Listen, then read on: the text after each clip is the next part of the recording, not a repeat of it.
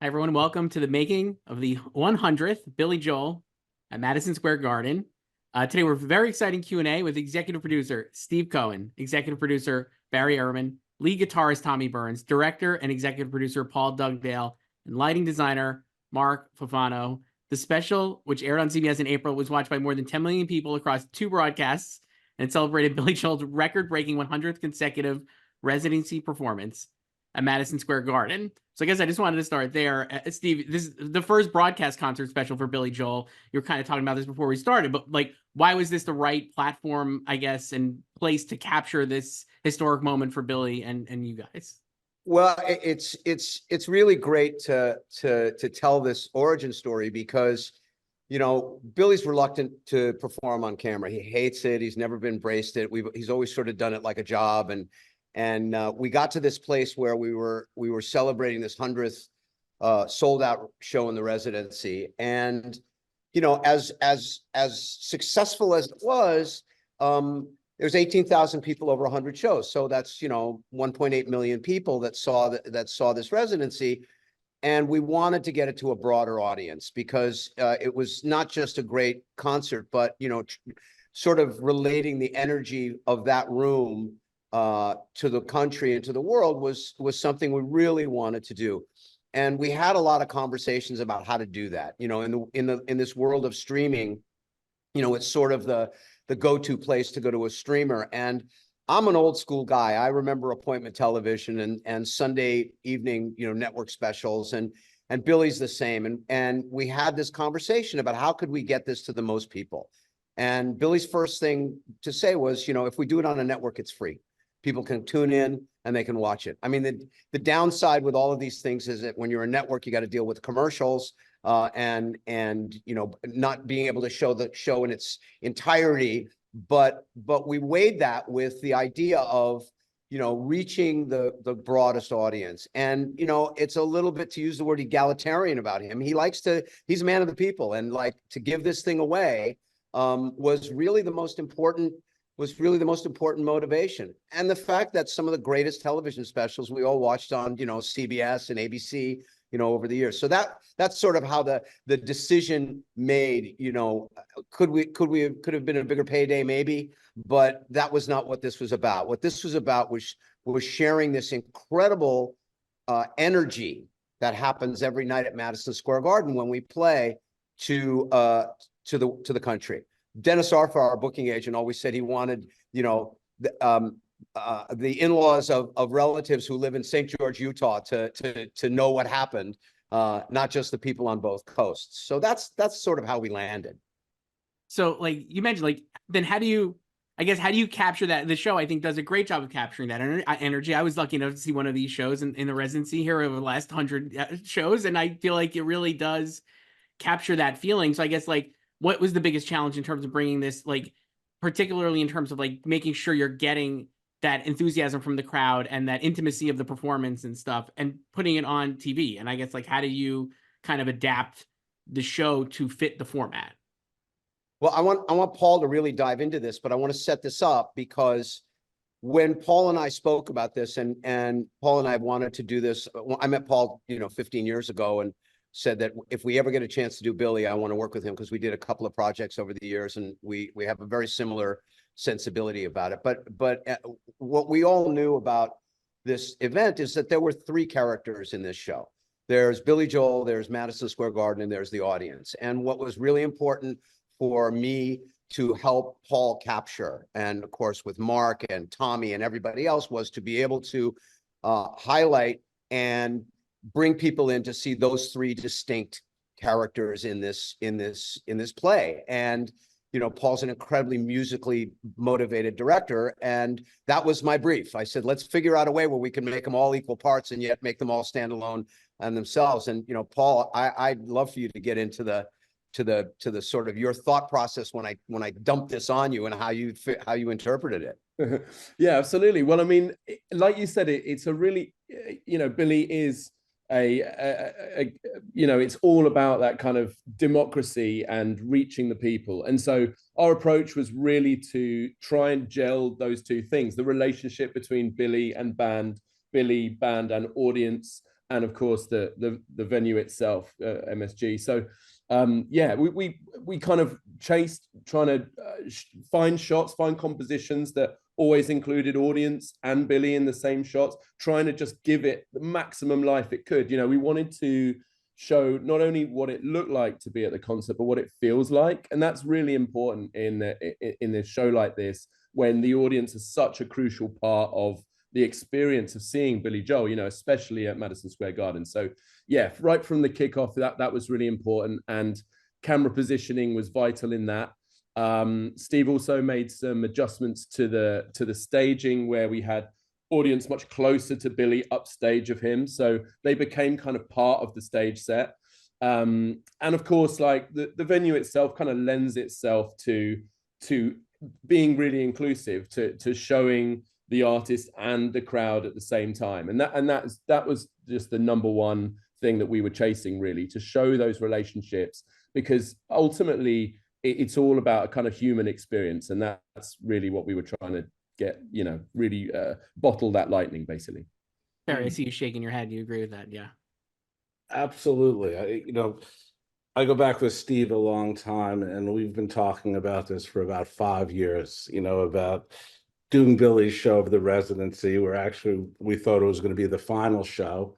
And I started going to shows again in August. And the one thing special about this run is that very rare do we get to see the artists in the venue we're going to film them at. And we had 7 bites at the apple, and we were able to go to the Garden. We were able to see the shows, and the magnetism of being in the Garden and the reactions of people, and many audience members who've been there multiple times. And it's not only people of our age who are singing every lyric, there are 20-year-olds. So the audience is just phenomenal. He crosses every generation. So, I brought Paul in, we started looking at it. We said, how do we capture this? And the brilliance of Paul, and we've worked together before, is his cinematic views. We didn't want to film this like an award show or like a game show. We wanted to really make this cinematic. We brought in a tremendous amount of Arri cinema cameras, which is very challenging with the time that you have to work with. Madison Square Garden is a very busy venue. We had limited time. Also, it's very important not to interfere with the audience experience. We put in 22 cameras, and we didn't want to make it look like a television studio, right? Because if you do that, you break the audience's relationship with the show, with the artist, and you break the artist's relationship with the audience. So Paul came up with some very creative camera angles. We brought in very extensive robotic camera systems to be able to capture this properly. Steve did a brilliant job with the lighting. We spent days. We even went out to Lititz, Pennsylvania, redesigned the staging and lighting, and Steve and Mark Foffano just did a phenomenal job. I mean, the lighting on this it's probably the best lighting ever in a concert special. It's just, all in all, I think we achieved that in really bringing the vibe of Madison Square Garden. And we got a spider cam in there, and that spider cam just was brilliant. It showed the venue like it's never been shown before. It made the venue look immense, but yet intimate at the same time. It was just an extraordinary job by everybody. Yeah, definitely. Having seen concerts, like I said, Billy and other concerts at Madison Square Garden, it does feel like you get it feels like you're like watching, you know what I mean? It feels like when you're in there. And I think that's a testament to this special. Mark, for the lighting, like, what did you like? It does look great. The lighting, I'm just like, wow, this looks awesome. Like, the lighting is so great. Like, how did you redo it? Yeah. How did that work? I mean, because Steve's the EP, we did have with the luxury of the Lititz time, we did have time to go in and basically pre-light it like we would do like you would do a normal television show. So we stepped through every cue, cleaned up focuses that were contaminating. It was just an incredible experience, and we had the tools we needed and the time we needed to actually do it. Normally on these variety specials, or even at most concert things you see, everything is just so fast leading up to it. You get to go in 2 or 3 days before, and you have to do all your work before that and step through. And with this, and with the little bit of luxury of time we had in Lidditz, plus being able to run the television version of the show in February, we basically did an episodic television pre-light. So a lot of our problems were fixed in February, and we just in March brought out the fine paintbrush and made sure we were even closer.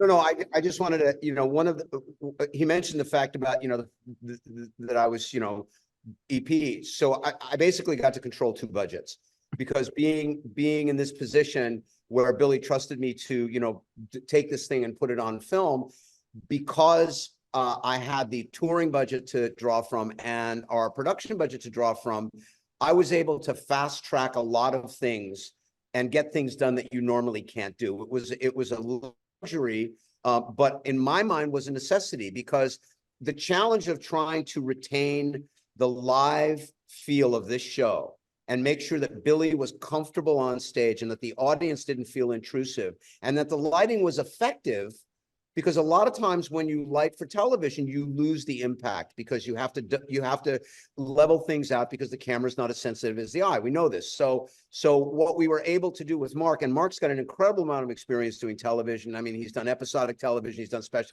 he's worked on Star Trek for seasons. So he's got a facile knowledge of those tools as well. So we were able to take the money that we would not have and take it from one budget and put it in there to try and get this camera ready. The other thing that was great was that Barry and Paul delivered us an incredible DP who came on site with us, spun up the actual cameras with the actual lenses. So we were able to look at this stuff and see what it was going to look like. I mean, see the backgrounds, be able to compose the backgrounds. And because of that, when we got into the very short rehearsals time, Paul was able to sit there and really fine tune every single one of these backgrounds, where you never have the you get started with one of these things and then all of a sudden you got an orange flag in the background that you didn't see before because you never saw those cameras in those positions. So it was really fortunate of us to be able to do this. And to be honest, without Billy giving us the green light to do it this way, we never would have done it, to be honest. I mean, this was him, as the ultimate executive producer, giving us the tools we needed to really make it a live show so you could experience it. And Paul got to capture it. So, and I mean, Tommy can talk to the fact about, how it affected those guys. I mean, we didn't make them do something different, but we gave them a platform to modify their stuff. I mean, Tommy and I don't talk about this stuff, so I'd love to hear his on it. Steve, are you reading I got this right here. Yeah, I'm reading your mind. Like, Tommy, exactly that question. Like, what was it like for you? Yeah. But yeah, there were a lot of cameras in the room. Say that, but just listening to how the thought process went on for you guys is interesting to me, because we had 99 shows to get this right. So the music was going to be what the music is. The music is a part of the show that I think is as consistent and as reliable as the audience is, or the fact that Madison Square Garden will be there when you get there. It's a given, but looking at something and how do you put this on television is really interesting without making it look like a variety show, with keeping it true to form as a rock and roll show at Madison Square Garden. And it's very interesting, so musically, we just kind of have to take the bigness of what we sound like and kind of put it into your sound bar, so and that can be tricky.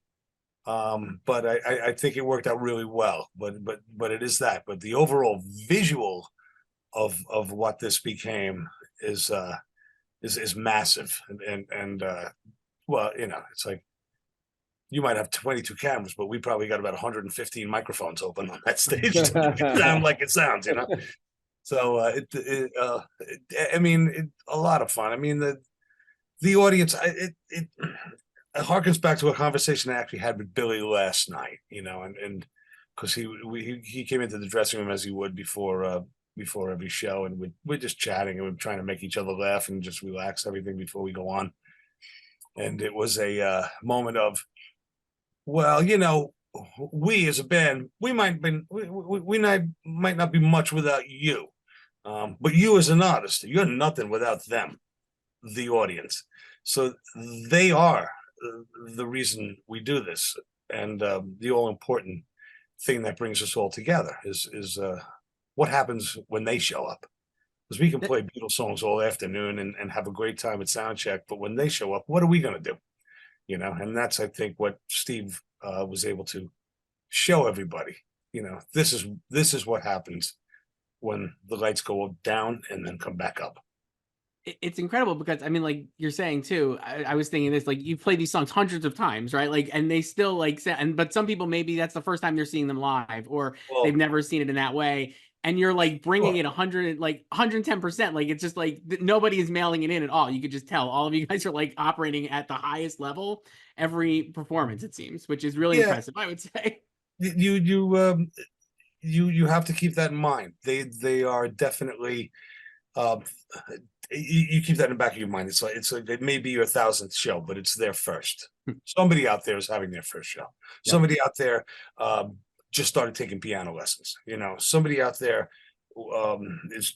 is on the teeter-totter of whether they're going to be, you know, a Rubinstein, a Horowitz, or a Billy Joel, or an Elton John. You know, so I mean, it's our job to convince them to, you know, write piano pop songs, because the world needs more of them. Anyway, yeah. But yeah, you're right. I mean, that's it. We have to be fresh for them. Yep. And they keep us on our toes for sure, you know, because they don't let us forget that we're there. I want to ask, I have more stuff about the post-production process, but just to jump about the audience, you guys do a great job, the show, of including the audience, right? Like with interstitials and stuff as well. And I love that part of this broadcast as well. Was that, like, Steve was, or Paul, was that something you guys like knew you were always going to do, like kind of like have man on the street interviews or whatever of fans coming in? I just think that's, and it adds such a flavor to the special as well. Yes, it definitely does. I love those moments where they talk to the people in the audience and they're so excited, you know, and I'm like, okay, so we have to bring it, you know, every time. Part of the goal, as I said before, was to try and explain to people who'd never been here what the experience was and what this incredible milestone meant, because no one's ever done it, and probably no one ever will do it. I mean, you're going to have to be around a very long time to do 100 shows, 100 sold out shows, let alone the 150 lifetime shows that Billy will have completed by July. And in order to do that, I felt that we needed to tell a little bit of a narrative, but not take you out of the moment.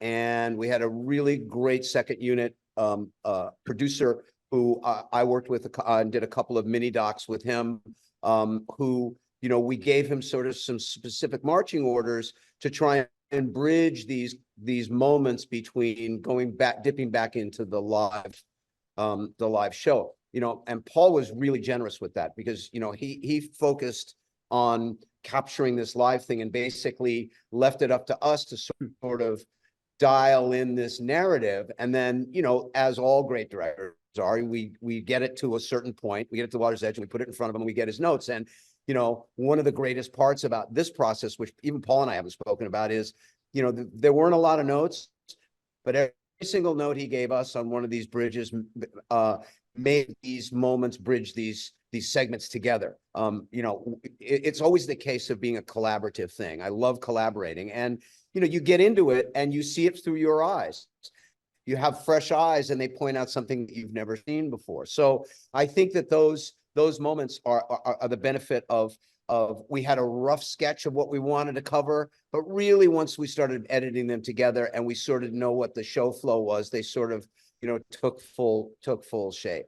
You know, the band introductions, for example, Billy does the band introductions at different points throughout the show. Like after everybody does a solo, they're spread over 2.5 hours. Well, there's no way we were going to cut in and out to try and do those. So I thought, well, let's put these guys in a room and have them introduce themselves as an interstitial moment going in. And what ended up happening is we got this wonderful, warm, funny moment of these guys talking about the experience, talking about Billy, talking about the room. So it was like value added to all of that stuff. And, you know, you never know until you get into these things, whether they're going to work or not. But, you know, luckily they did. Yeah, I think also it really added context that was really important. This was like, you know, I shoot a lot of concerts. I think everyone here is involved with those sort of productions. And, you know, sometimes it's just a concert, but this is like a landmark sort of legacy capture. And I think that was really important to kind of, just for those that maybe weren't aware of that, just to kind of give some context to the moment. And that, you know, it kind of slightly transcends just being another show to quite a kind of key moment in an extraordinary career. So yeah, that it kind of, I think sometimes with those things, the music complements those kind of little interstitial moments, and the interstitial complement the music, and they kind of both add weight to one another. So they become really important parts, little beats in the piece. So another great thing about this show, in addition to like the audience, you have guest stars. Jerry Seinfeld coming out, doing a great thing. Sting is amazing and does this great song, Big Man on Mulberry Street. What went into, how did that come about? Like, was it just a coincidence that Sting is there, or did you guys have planned that? Like, how did you kind of figure that out, I guess? And how did he become involved, and why that song too? Well, that was definitely planned. That was planned, but it's planned because in the run of these 100 shows, we've had 50 guests. You know, I like it in the Garden run to when Sinatra would play Vegas and whoever was in town would jump on stage with Frank. Like, if you're in town and Billy's, you know, in town, all of these people are friends or they're fans, and they happen to be in town, and Billy's the first one to say, hey, you want to come by and do a song? A lot of cases they come and do one of their own songs and then a duet with Billy. The thing with the situation with Sting is we happen to be sharing a couple of stadium gigs with him this summer. He's sort of been in the atmosphere, and we reached out to him, and he had done how Big Man on Mulberry Street came about is, I believe, at one of the rainforest benefits, Billy had participated with Sting, and they picked a Billy Joel song, and it was Big Man on Mulberry Street, which was very theatrical. Sting is a theatrical. And he loved it. So he'd done it before, and we thought it was a perfect thing to capture for this show. The interesting little sort of behind the scenes bit is when we did a show in San Diego, but just before, and that was Sting's first like co-headline with Billy, and they opened the show together and did a Sting song, Every Little Thing She Does Is Magic.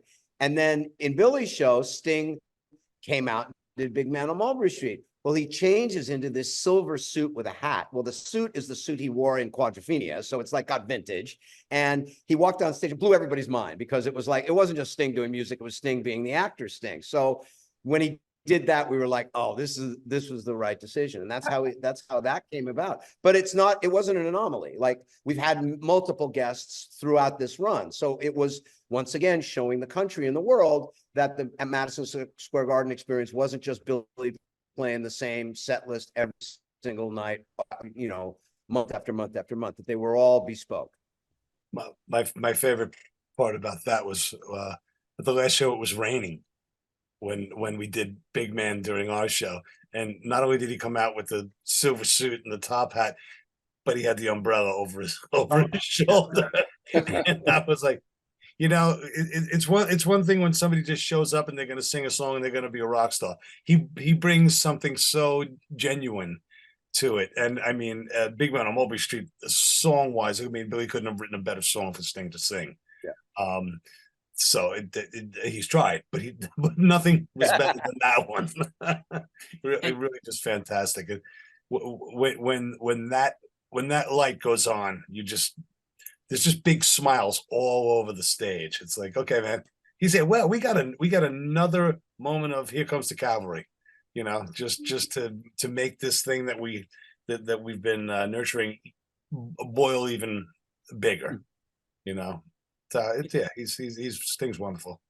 And with Seinfeld, I love what he says. I think is, again, as someone from the East Coast, it's so perfect. And I guess I was like, was that like, was it like, hey, Jerry, we need you to write something or come up with something to say here that would kind of embody what Billy means to the area? Or was it just like him off the cuff, basically? Well, it's funny because we had limited communication. Jerry was on a family vacation. We do this thing at milestones. There's a banner that gets raised and put up in the rafters for milestone events, the 50th, the 75th, the 100th. So we had a banner raising, and Jimmy Fallon's done it and Howard Stern's done it. So there've been people that have come in and raised the banner. Once again, it's a continuation of the run. It's an example of the run.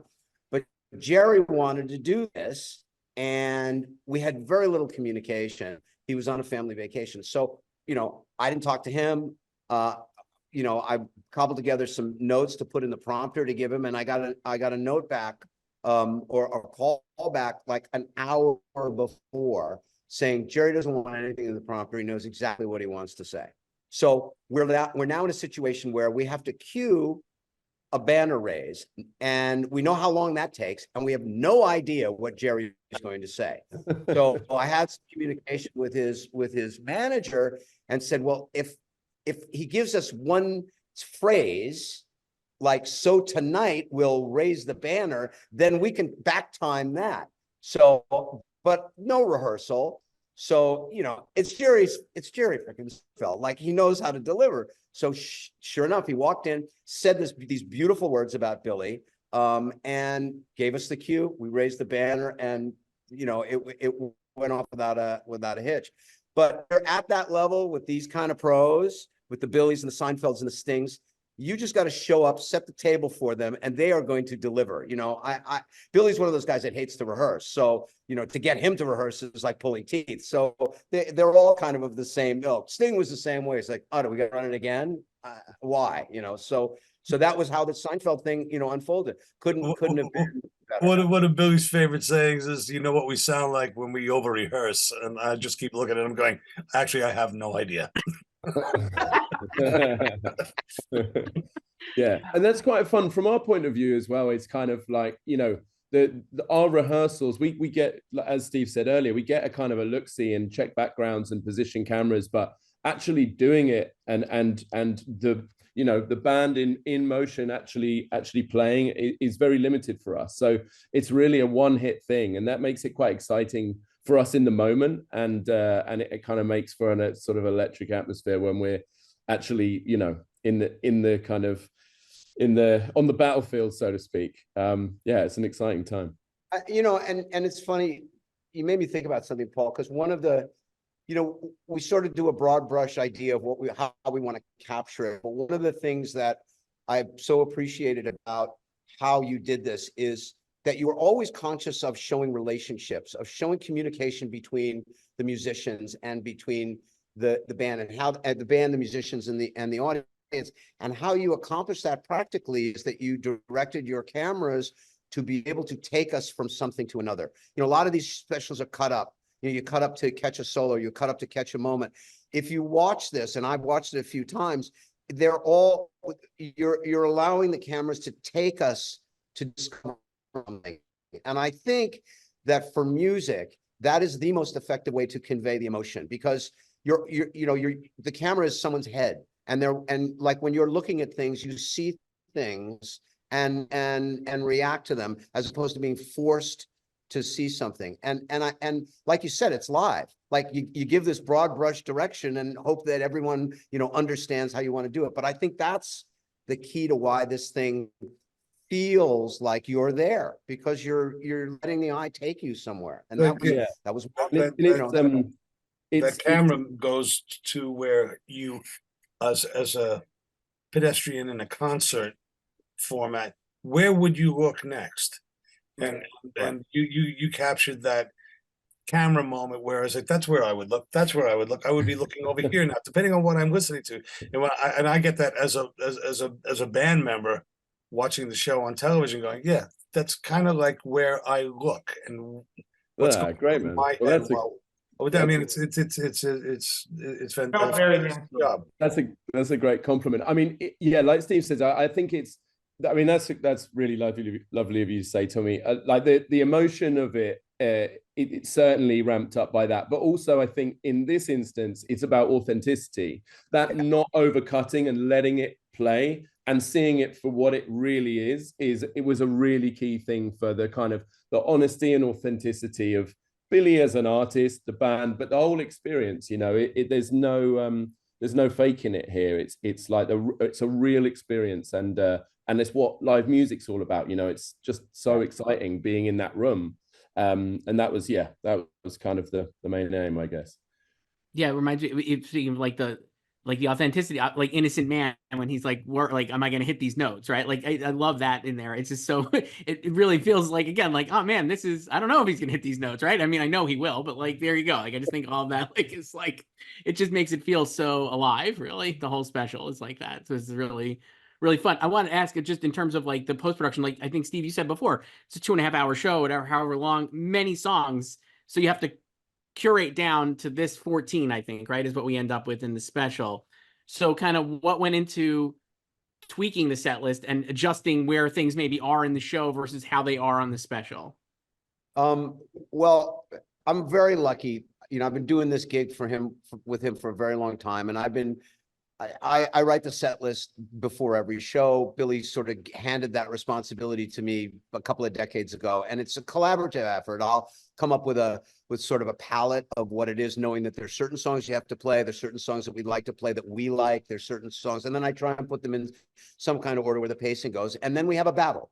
Then Tommy chimes in and he thinks this should go there. Brian chimes in and says this should go there. Billy comes in and goes, I don't want to play that. And then they throw it all back to me, and I have to like put it back into some kind of, you know, pacing thing. But when it, you know, very early on, knowing that I had to pick 14 songs that were representative, I knew that it had to be, you know, a few of the songs that we always play in every show, a deep track that we love, a special guest moment, and then leave it optional for the performance.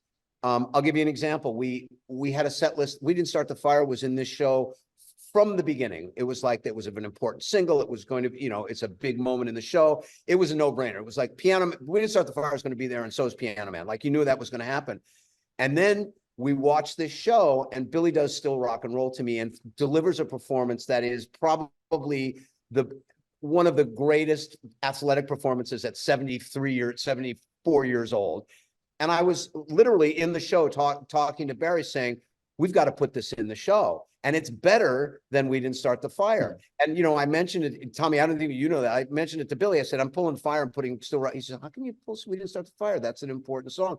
But those decisions were made because he gave us something that was better than the other ones. So it was tough. We got vilified. There were, you know, the fans are like, hey, you did it out of order and you didn't do all the songs. And it's like, well, sorry, but once again, we wanted to convey a representative show of the entire run of shows and not do just this individual show. And Billy trusts me, and Billy trusts Tommy, and he trusts Brian to make those choices, because as he said to me many years ago, you guys are out front. I only know it from the piano. I hear my voice and, you know, the band. Like, I don't know how it actually, he can sense it, but he doesn't really know how it actually plays. So that's how it came about. It was thought of and then left ourselves open for, you know, this performance being better than that performance. Yeah, I think Billy has always referred to, Billy's always referred to Steve and Brian as eyes and ears. So Steve is what everybody sees, and Brian is what everybody hears, and which is absolutely perfect.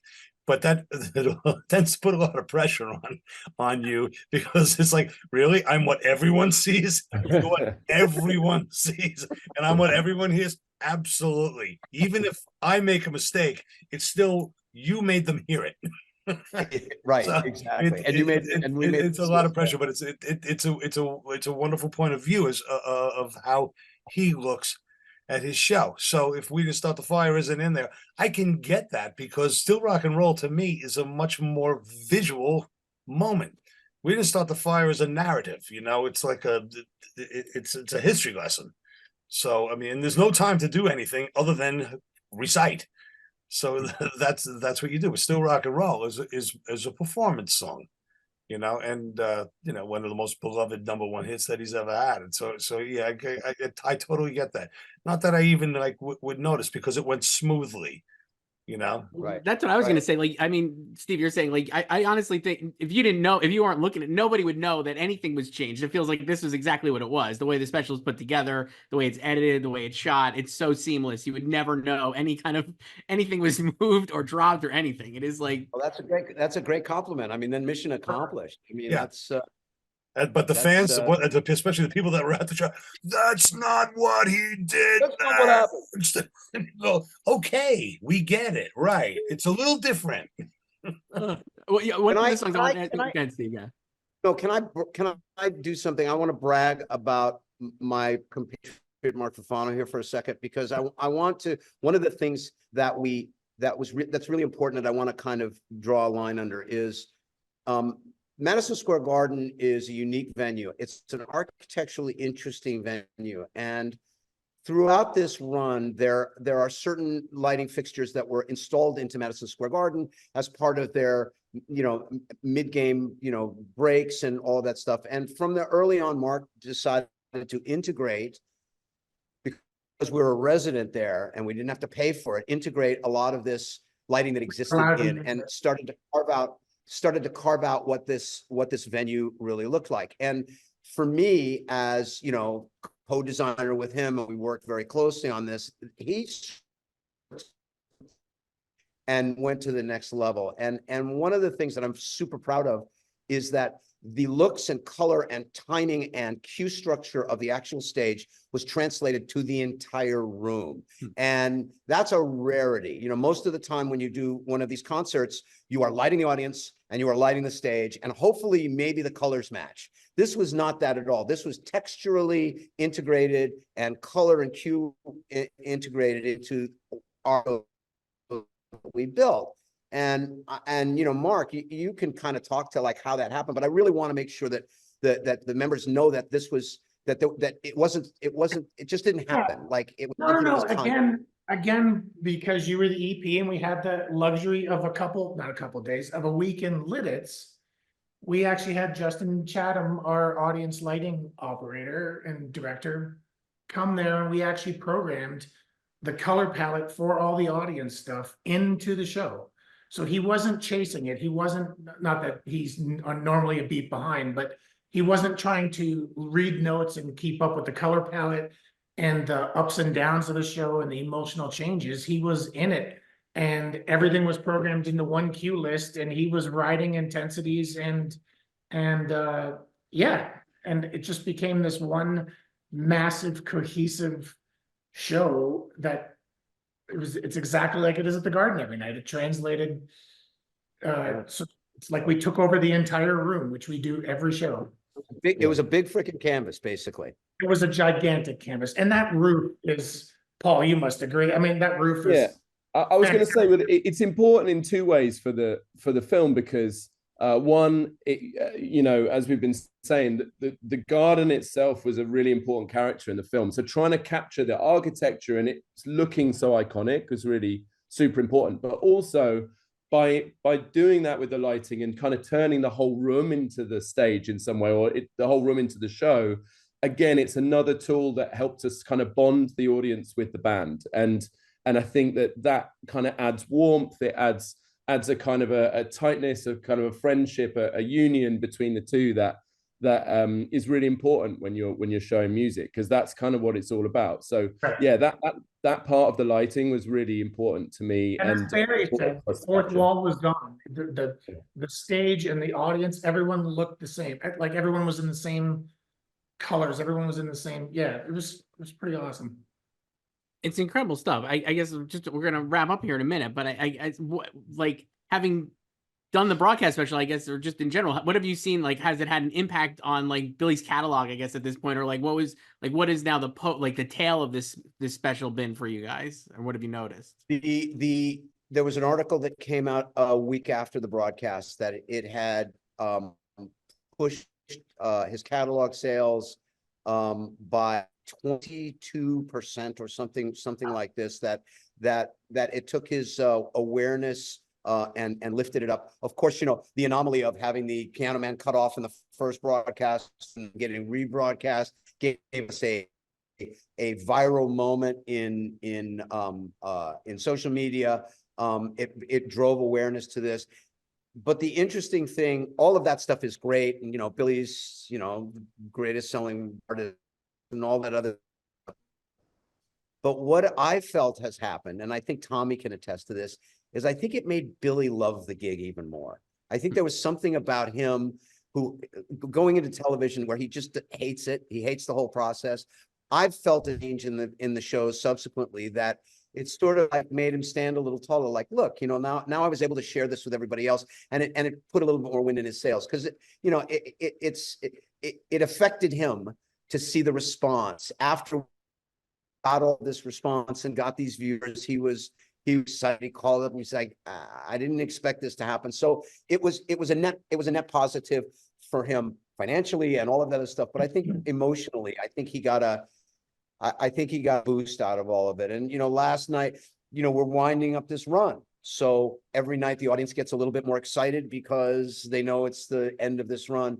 But I think that this special coming at this point was a real cherry on top of the cake for him. And I think that's like wow, what a great advantage, you know. I'll add to that, Steve, and say, you know, at this point in all of our careers with Billy, the milestones seem to be further and further apart because they mean so much and they got to be worth the journey. So you don't celebrate 10 shows sold out at Madison Square Garden, you celebrate 100. Right. But you got to make that journey before you get to do that, you know. Whereas, you know, 35 years ago, anybody would celebrate 10 shows at Madison Square Garden. But sometimes it takes 75 years to celebrate 100 of anything. So I really love that Billy has set himself up for the most incredible, you know, rock lifting milestones. Because anything else that's going to mean as much is going to have to be worth the journey, and it's going to be a long walk before something like that comes along in his life. I think, yeah. And Steve, I'm glad you mentioned that. He looked like I in my notes I wrote down. I was like, man, Billy Joel looks like he is having an absolute blast in this show. Like you could just tell during the show, like it's going so well. Like he's just having the time of his life up there, and it really comes across. The special is amazing. You can watch it on Paramount Plus if you haven't watched it already on CBS. With the 100th Billy Joel at Madison Square Garden. I just want to once again thank everyone here. Steve Cohen, executive producer, Barry Ehrmann, executive producer, Tommy Byrnes, lead guitarist, Paul Dugdale, director and executive producer, and Mark Foffano, lighting designer. All of you guys did an amazing job on this special. Thank you so much.